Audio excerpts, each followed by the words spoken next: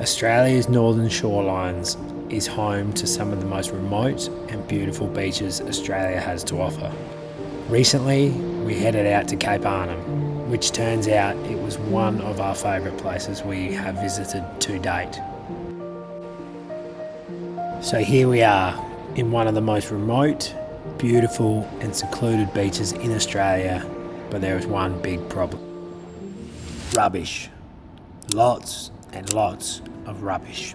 So much rubbish on the beach, which is just so disappointing to see, but it actually all just washes in from different countries. There's a heap of coconuts, there's bamboo, shoes.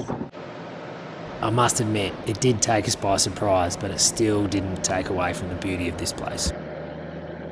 Yeah, Tori said that the current brings it in this way. We were saying how hard it would be to actually fix the problem. Like, you can't fix the currents. Actually, so hard. It's disappointing to see, but it'd be a mammoth effort to pick it all up from what we've seen. We just couldn't wrap our head around that something that people do overseas affects our Australian beaches so much.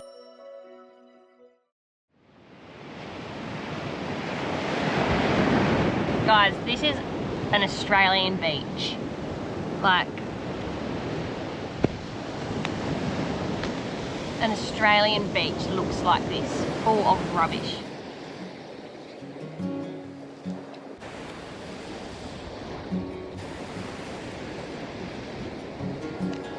So we're just down here picking up what we can and then throwing all the bigger stuff back above the tide line, just in hope that it doesn't go out again. Being on the road and recycling is actually really hard, or living, you know, trying to be better with plastic free. And I'll be the first to admit that I've actually gotten so slack on it and just kind of not cared, like just, you know, buy what we buy and you throw away what you throw away. But being back down here, seeing all this rubbish on our beautiful Australian beaches has definitely made me feel like I'd like to get... Oh, sorry guys! Just threw rubbish at Cassie. Get back on the bandwagon of being better with recycling and just really trying to reduce the plastic.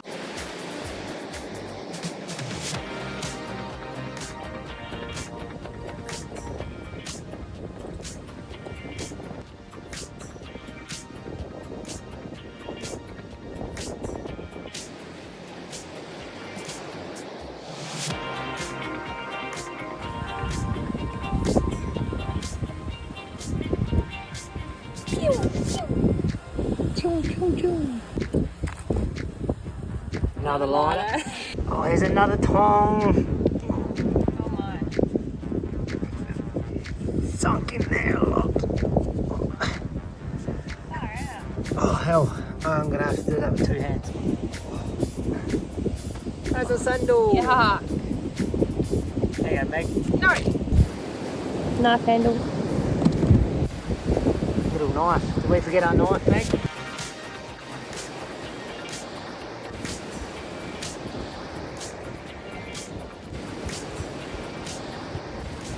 You think you've cleared a bit when you're looking down and you clean up all the little stuff, then you look up and then there's still tons and tons of it. Actually, it also reminded me, I tipped out a bottle of shampoo before and the fragrance was still so strong. I actually just smelt it because I was downwind of it just then.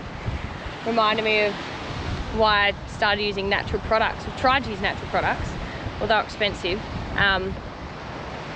Yeah, just like how long it lasts, the smell, what's in that to make it last so long. There's just so many thoughts. I'm getting so many thoughts as we're doing this.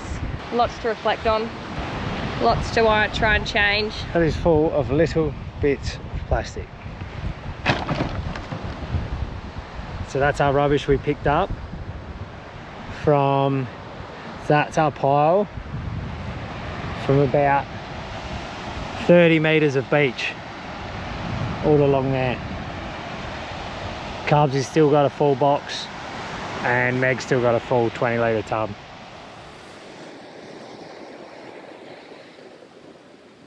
We've just gotten up this morning and we've walked down the beach and there's rubbish after rubbish in the rocks. And it's sort of a bit how you going, because we spent 2 to 3 hours cleaning up yesterday on our little patch of beach, and then you go around the corner and there's just more and more rubbish. It's a never ending. Makes you feel a little bit, makes you feel like you're not making that much of a difference. Now, of course, we know every little bit helps, but the sheer size of this problem and the cleanup required, it is just actually a little bit overwhelming when you're out there.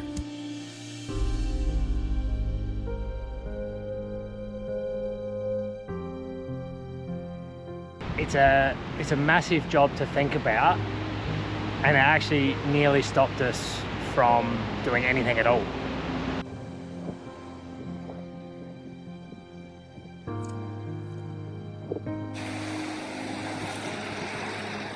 You just fine. Up the farm line. That's why we should be doing everything we can to support people like Bo and Outback Cleanups, because we can't do it all as, you know, individuals. We can do our part by cleaning up as much as we can, but we need big teams. We need lots of money invested into this, because otherwise it just continues.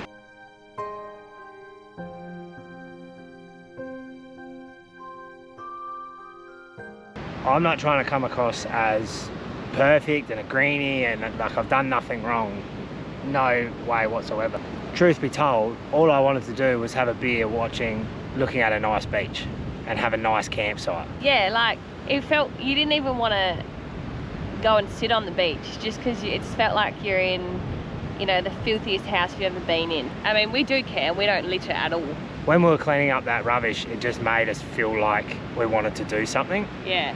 Even if it was clean up that 30-metre stretch of beach and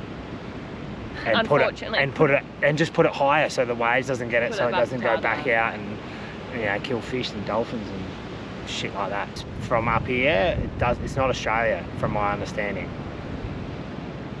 Well, we do. It's everywhere. It's just we're in the part of Australia that is washing onto our beaches. Yeah, that's what I mean. It's a global thing. It's a global thing. It's not just here. Yeah. Yeah, we just found a brandy from Japan before. Yeah. Right now, where I'm sitting, I can see bottle caps, toothbrushes, a piece of wood from a ship, the brandy, millions of little bits of plastic, rope, plastic bottles, a soccer ball, like 20-litre drums. I can see a cast net. But it's hard to ignore this when it's right in front of you. I thought all those floats were fish in the net. Fuck me, man. And the poor earth just has to sit there and take it from us, eh? Literally. It just has to sit there and take it. Look at all of this in there.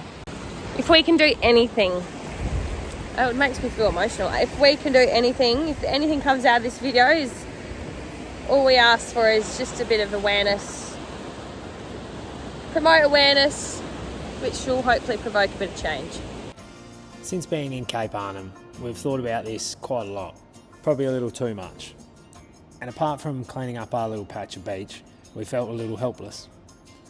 But it dawned on us, why don't we make our experience into a short video, post it on YouTube and allow other people to experience something like we did. And that's the whole point of this video.